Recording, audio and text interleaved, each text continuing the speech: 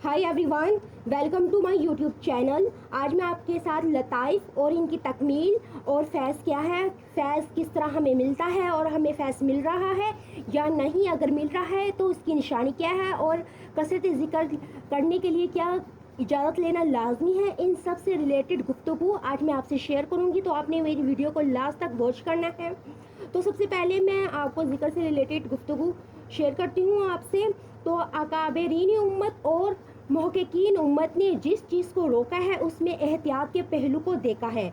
और फी ज़माना एक चीज़ ख़राब हो जाए और एक शख्स के पास जब उसकी ताकत है और वो करा भी रहा है और तजर्बे से भी साबित हुआ है कि कोई पागल नहीं हुआ बल्कि पागल भी ठीक हो गए हैं, पागल भी डॉक्टर बन गया, तो हर सिलसिले की करामत है कि एक बुज़ुर्ग ने कहा है कि मेरे सिलसिले में ज़्यादा जिक्र पागल पैदा करता है, तो इसके सिलसिले में ज़्यादा जिक्र ना करो, इसलिए कि तुम्हें नुकसान होगा, क्योंकि उस बुज़ुर्ग ने बता दिया है कि अगर कोई करेगा तो पागल होगा।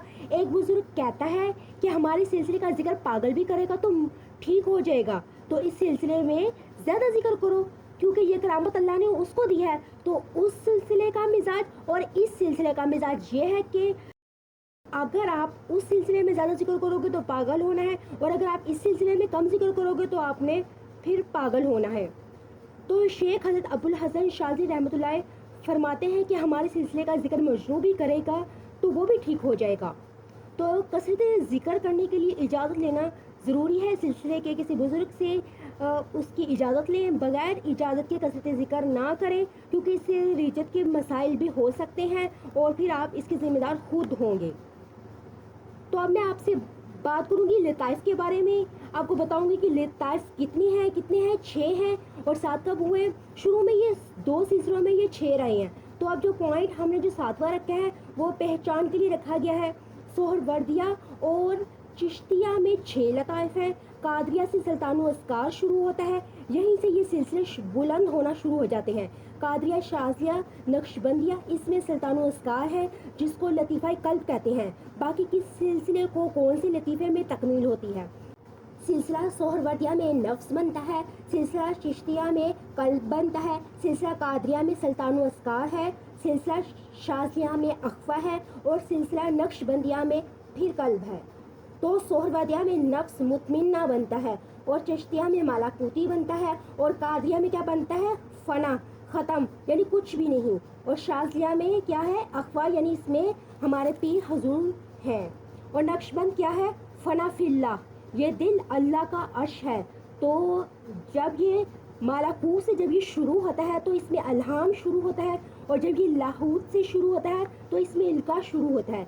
बराह रास्त इल्का जो होता है वो अल्लाह की तरफ से होता है और इल्हाम फरिश्तों के ज़रिए करवाता है।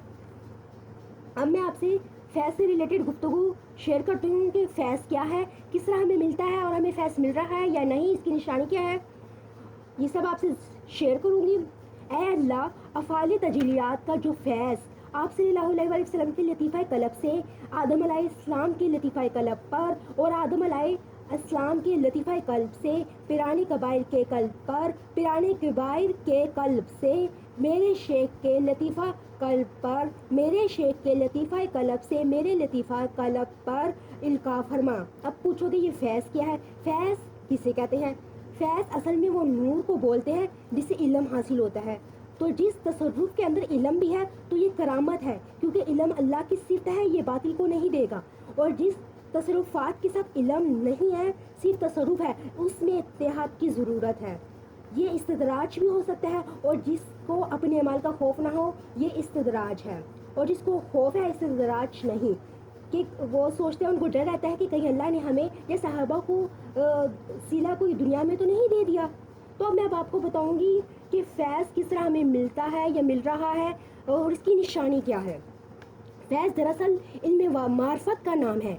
अगर आपको अपनी ज़ात की आगाही हो रही है, अगर आपको नफ्स और शैतान के हिजाबात का इल्म हो रहा है, तो आप मुबारक बात के मुस्तहिक़ हैं।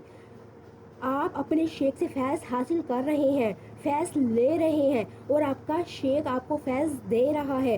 फैज़ दरअसल इल्म ही है, और इस इल्म पर अमल पैर होना ज़रूरी है। जब आप इस इल्म पर अमल पैर हो जाते हैं और आप इसको अपनी ज़ात के अंदर उतार लेते हैं, तो यही फैज़ نور اور ہدایت بن کر آپ کے سینے کو روشن کر دیتا ہے اور یہی نور آپ کی نسلوں تک پہنچتا ہے۔ اب میں ویڈیو کا اختتام کرتی ہوں۔ امید ہے کہ آپ کو میری ویڈیو پسند آئی ہوگی۔ اگر پسند آئی ہے تو میری ویڈیو کو لائک کریں، چینل کو سبسکرائب کر دیں۔ پھر ملیں گے ایک نیو ویڈیو کے ساتھ، تب تک کے لیے اللہ حافظ، اپنا خیال رکھیے گا، دعاؤں میں یاد۔